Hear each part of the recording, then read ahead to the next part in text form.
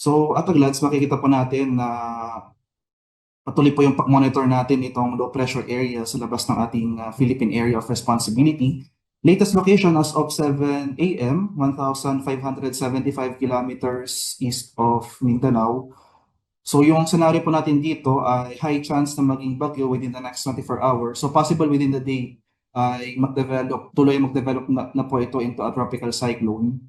And sa ating latest satellite images, makikita natin itong signature ng mga brightness temperatures, itong mga malalamig na cloud tops, nakikita po natin na nakaka-apekto over most of itong southern portion ng ating bansa. So itong trough or extension, itong low pressure area, posibleng magdulot ng mga pag-ulan dito sa northern and eastern portions po ng Mindanao. Samantala, ito namang signature na mga kaulapan na ating nakikita dito sa kanlurang bahagi ng ating bansa ay signature na po na tinatawag nating southwesterly wind flow o yung panimulang hangin na mahabagat, no?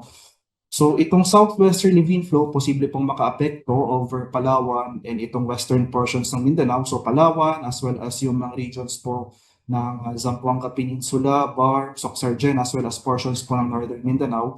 Makakaapekto po itong southwesterly wind flow. So as early as of 8 a.m. may mga advisories na rin po tayo issued, no? Localized advisories issued over portions of Mindanao. Dito sa eastern section, inaasahan na po natin yung possible na mga pag-ulan na dulot ng trough or extension itong low pressure area.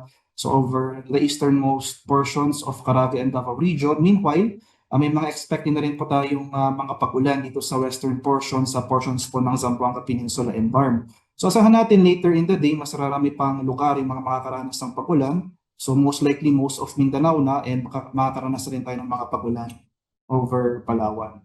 So for Metro Manila and the rest of the country, so for the rest of Luzon and Visayas, generally fair weather ang ating inaasahan for today, partly cloudy to cloudy skies. Pero nandiyan pa rin mga chance ng usual afternoon to evening ng mga rain showers or thunderstorms.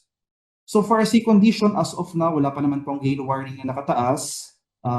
Slight to moderate seas yung ating inaasahan, possible moderate seas over the eastern sections of Visayas and Mindanao.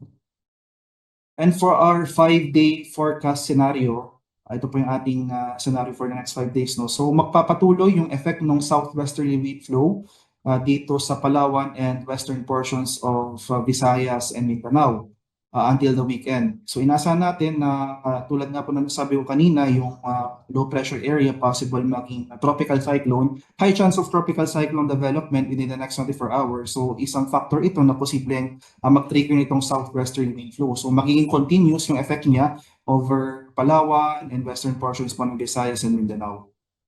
So as of now, light to moderate seas pa yung ating sea condition. Pero towards the end of the week, dahil due to the approaching potential tropical cyclone, ano nga po pala, once it enters the PAR, domec po yung ating next opening. No? So possible ito magdala ng moderate to rough seas, especially over the eastern seaboards ng ating bansa.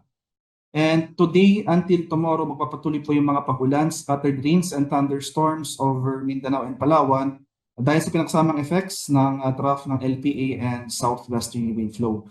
And by Thursday to Saturday, so kahit na nakikita natin no, yung peak intensity or possible intensity ng low pressure area na eventually high chance na maging tropical cyclone, possible peak intensity niya ay typhoon category. So as it consolidates, mas magiging compact po yung cloud structure nito. So yung mas magiging concern natin in terms of heavy rainfall, itong effects po ng southwesterly wind flow, especially over the western portions ng ating bansa, dito sa may Palawan, western portions po ng Visayas, western portions ng Mindanao. So sa mga regions po yan ng Zamboanga Peninsula, Barm, Sorsogon, Western Visayas, Negros Island region and Palawan. So itong mga lugar na ito, na especially Visayas, Palawan, as well as Mindanao, patuloy po tayo mag-monitor ng mga localized advisories natin, mga possible heavy rainfall warnings or rainfall advisories na i-issue in the future, and handa po tayo sa mga possible na mga banta ng flash floods or landslides, lalong-lalo na kung tuloy-tuloy po yung mga pag-ulan na ating mararanasan.